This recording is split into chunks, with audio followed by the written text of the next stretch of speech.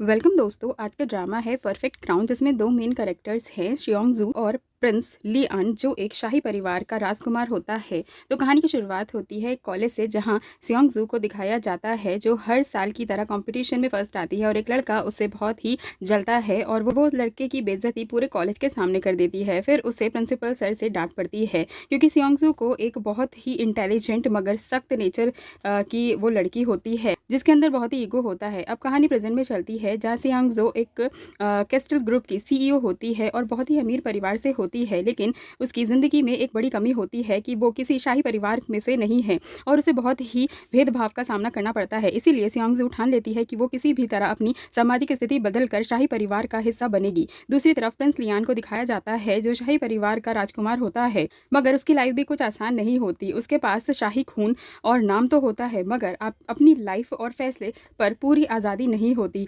आगे दिखाते हैं कि शाही परिवार में एक फंक्शन होता है जहां शियोंग-जू को भी बुलाया जाता है। शाही परिवार में एक नियम था कि पार्टी में कोई भी रेड कलर का ड्रेस नहीं पहनकर आ सकता था, मगर शियोंग-जू वही कलर की ड्रेस पहनकर आती है और सब उसके बारे में बात मिलाते हैं उसकी ड्रेस के ऊपर। तभी शियोंग-जू प्रिंस लियान से मिलती है, जहां महाराज और रानी माँ को भी दिखाया जाता है। दरअसल महाराज लियान के बड़े भाई का बेटा है और अब इस दुनिया से वो जा चुका है, इसीलिए सब महाराज की सुरक्षा में लगे रहते हैं और लियान हमेशा महाराज का साथ देता है क्योंकि अभी वो बहुत ही छोटा होता है। तभी महल में आग लग जाती है और सब महाराजा को बचाने में लग जाते हैं। तभी पास्ट में दिखाते हैं कि शियोंग-जू और लियान एक स्कूल के बैचमेट्स होते हैं और दोनों साथ पढ़ते हैं और तीरंदाजी में बहुत ही परफेक्ट होते हैं। प्रेजेंट में दिखाते हैं कि पार्टी में लगी आग को लेकर रानी माँ शियोंग-जू पर शक करती है और छानबीन के आदेश देती है। तभी शियोंग-जू पर शादी का दबाव पड़ता है और वो लियान से शादी करने का प्लान बनाती है ताकि उसे शाही नाम मिल सके। वो लियान से मिलने के लिए कोशिश करती है और फाइनली एक दिन लियान उसे बुला लेता है। बातों बातों में वो लियान को कॉन्ट्रैक्ट मैरिज करने के लिए फोर्स करती है, मगर वो मना कर देता है। शियोंग-जू को अब एक बार बेस्ट सीईओ का अवार्ड मिलता है जो उसे लियान और महाराज देते हैं। इसे उसके कंपनी के स्टॉक्स बहुत ज़्यादा ऊपर हो जाते हैं और वो बहुत ही खुश होती है। तभी उसका एक दोस्त उसे मिलता है जो उसी कॉलेज में पढ़ता था और उसे वो बहुत पसंद भी करता था। वो और अब देश का प्राइम मिनिस्टर हो जाता है।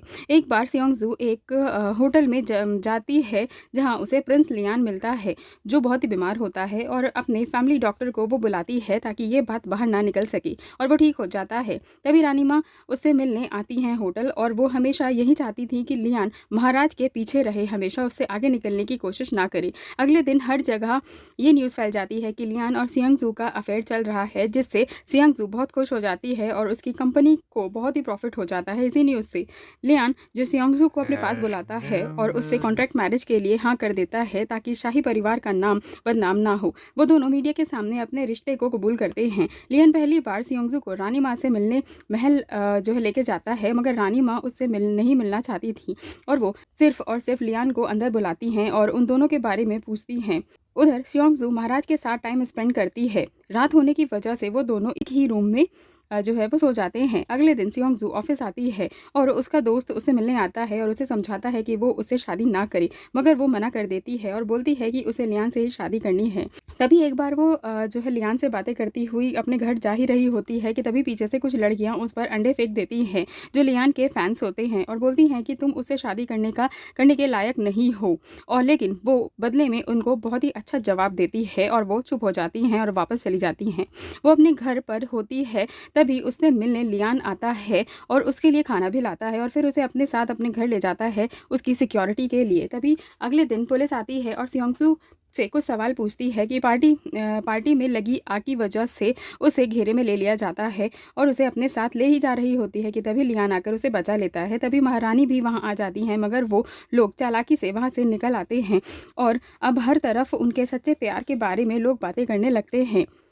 लियान शियोंग-जू को वापस कुछ दिनों के लिए अपने घर भेज देता है, मगर वो रात में फिर से मिलने आते हैं और किस करते हैं और उनकी कोई फ़ोटो निकाल लेता है और ये न्यूज़ में छप जाती है और वो हर जगह एक जगह अब जाने लगते हैं, चाहे वो कोई इवेंट ही क्यों ना हो या फिर कोई गेम देखने की वजह, ताकि शियोंग-जू लाइमलाइट में आ जाए। अब शियोंग-जू को शाही परिवार के तौर तरीके रहन सहन सिखाए जाते हैं। तभी वहाँ महाराज आते हैं और सब मिलकर उनके साथ खेलने लगते हैं। वो बहुत ही खुश होते हैं, पहली बार जो ऐसे खेल रहे थे। तभी रात को महाराजा शियोंग-जू से उनकी कार में ड्राइव करने को कहते हैं और लेकिन सब मना कर देते हैं, मगर वो जिद पर अड़ जाते हैं। तभी पूरी सुरक्षा के साथ सियोंजू और महाराज को लेकर ड्राइव पर चली जाती है, मगर रास्ते में ही उनकी कार का ब्रेक फेल हो जाता है। उनकी कार की स्पीड बहुत तेज़ होती है, मगर वो पूरी कोशिश करती है महाराज को बचाने के लिए, और तभी लियान आकर उन्हें बचा लेता है। सबको थोड़ी थोड़ी चोट लगती है, ज़्यादा गंभीर चोट किसी को नहीं आई होती है। तभी रानी माँ बहुत ही परेशान हो जाती है, मगर प्राइम मिनिस्टर उन्हें चुप रहने के लिए बोलते हैं।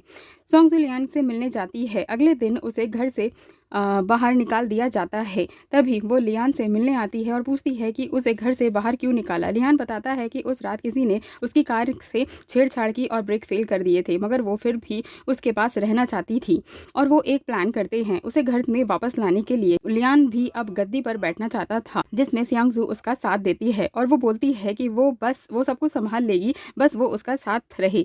लियान रानी माँ के पास जाता है और बोलता है कि वो सियांगजू को खुद इन्वाइट करे महल की पार्टी में आने के लिए, वरना वो सबको सच बता देगा कि कैसे रानी माँ ने असली वसीयत को बदल दिया था। रानी माँ डर जाती है और तभी फ्लैशबैक में दिखाया जाता है कि रानी माँ ने राजा यानी अपने ही पति को जान से मार दिया था आग लगाकर, और वसीयत चेंज कर दी थी तब ताकि उनका बेटा ही राजगद्दी पर बैठ सके।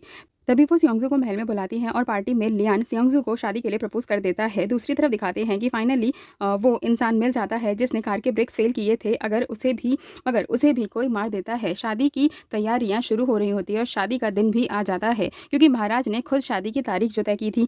शादी की रस्में पूरी होने के बाद वो दोनों महल जाते हैं ताकि महाराज और रानी माँ से आशीर्वाद ले सके। तभी अचानक सियांगजू बेहोश हो जाती है और उसे हॉस्पिटल लेके जाते हैं। तभी पता चलता है कि किसी ने उसे पानी में जहर दिया है और तभी उसे होश आ जाता है। तभी लियान उससे भागता हुआ मिलने आता है और उसे गले लगा लेता है। दूसरी तरफ दिखाते हैं कि रानी माँ बहुत ही डरी होती हैं कि शायद लियान सब कुछ जानता है और वसीयत के बारे में वो कभी किसी को कुछ बता न दे। वो सोचती हैं कि वसीयत तो जल गई होगी जब उसने राजा को मारने के लिए आग लगाई थी, मगर तभी दिखाते हैं कि वो वसीयत पूरी तरह नहीं जली थी और वो लियान के पास आज भी सेफ है। तभी दिखाते हैं कि लियान रूम में आता है, सियांगजू से मिलता है और उसकी देखभाल करता है और वो दोनों साथ में सो जाते हैं। तो कहानी अभी बाकी है मेरे दोस्तों। तो आखिरकार किसने सियांगजू की कार के ब्रेक फेल किए थे, ये जानेंगे हम अगले एपिसोड या अगले पार्ट में इस ड्रामा के। जाने से पहले मेरे चैनल को सब्सक्राइब करना ना भूलें। Thank you.